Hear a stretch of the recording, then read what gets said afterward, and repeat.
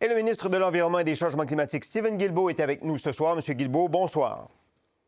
Bonsoir, M. Bovet. J'ai en main un communiqué d'avril 2023, 17 avril 2023, dans lequel vous disiez, le ministère de l'Environnement et des Changements climatiques, le Canada s'est engagé à supprimer les subventions aux combustibles fossiles d'ici la fin de 2023. Supprimer les subventions, pas supprimer les subventions inefficaces. On a l'impression que vous avez comme dilué votre promesse électorale et votre engagement. Soit que vous ne nous disiez pas tout à fait la vérité il y a 3 mois à peine, soit que vous avez plié. Que s'est-il passé? Non, pas du tout. Si vous regardez notre engagement, nos engagements électoraux de 2021, il y avait deux éléments très précis sur la question des subventions aux combustibles fossiles. Donc, celui d'éliminer les subventions qu'on appelle inefficaces en termes de l'objectif du G20. Et ces subventions-là doivent être éliminées d'ici 2025. Le Canada est le premier pays du G20 à faire ça 2 ans plus tôt que prévu et à présenter un cadre d'analyse transparent qu'on met à la disposition de tout le monde, qui va pouvoir être analysé, débattu et à la limite corrigé avec le temps. Et l'autre engagement que nous avions fait dans la campagne électorale, c'était d'aller encore plus loin que les engagements du G20, c'est-à-dire d'éliminer également ce qu'on appelle le support public, le financement public qui dépasse les subventions directes des gouvernements vers les entreprises. On parle de sociétés d'État comme EDC, par exemple, Exportation du Canada. On parle de garantie de prêts et ce genre de choses-là. Et ça, ce n'est pas un engagement du G20. Le Canada va encore plus loin que ce que le G20 s'est engagé à faire. Et, et encore une fois, nous sommes le seul pays du G20 à Alors, prendre cet engagement-là. alors, c'est quoi une subvention inefficace? Parce que c'est ce que vous abolissez, l'annonce que vous faites aujourd'hui, vous annoncez que vous abolissez les subventions inefficaces. C'est quoi une subvention inefficace? Alors, ce qu'on a fait, c'est qu'on a utilisé les définitions de l'Organisation mondiale du commerce, qui sont les définitions là, sur lesquelles à peu près tout le monde s'entend.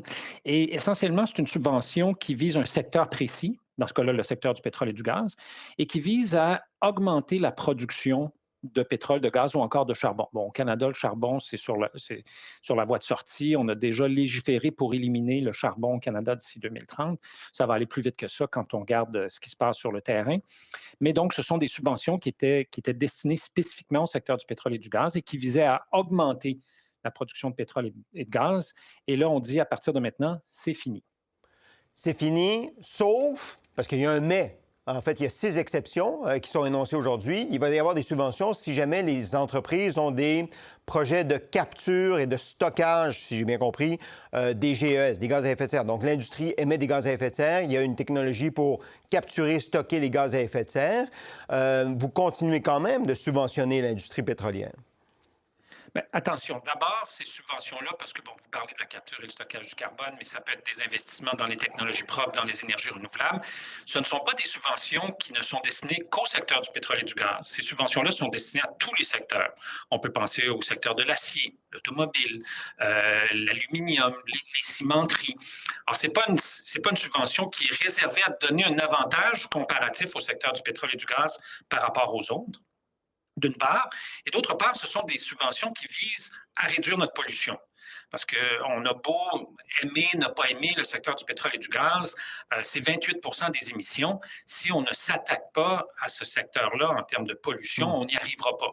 Bien sûr, j'ai déjà publiquement dénoncé le fait que jusqu'à maintenant, les pétrolières et les gazières ne donnaient pas beaucoup l'exemple en termes d'investissement alors qu'elles font des profits records. Le gouvernement est prêt à faire sa part, mais l'industrie doit aussi faire sa part en matière de réduction de la pollution. Oui, alors parlons de réduction de la pollution ou surtout de la capture et du stockage. Il y a des sceptiques dans la salle, M. Guilbeault. Il y a des gens, des instituts qui disent que c'est une très mauvaise façon de réduire les émissions de gaz à effet de serre. Est-ce que vous êtes d'accord pour financer cette technologie? Est-ce que vous trouvez qu'elle est bonne, cette technologie?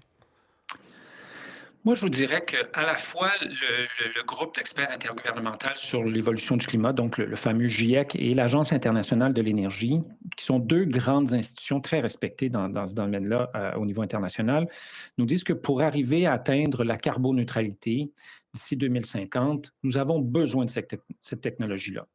Cela étant, ce n'est pas une technologie miracle, ça ne va pas régler tous nos problèmes.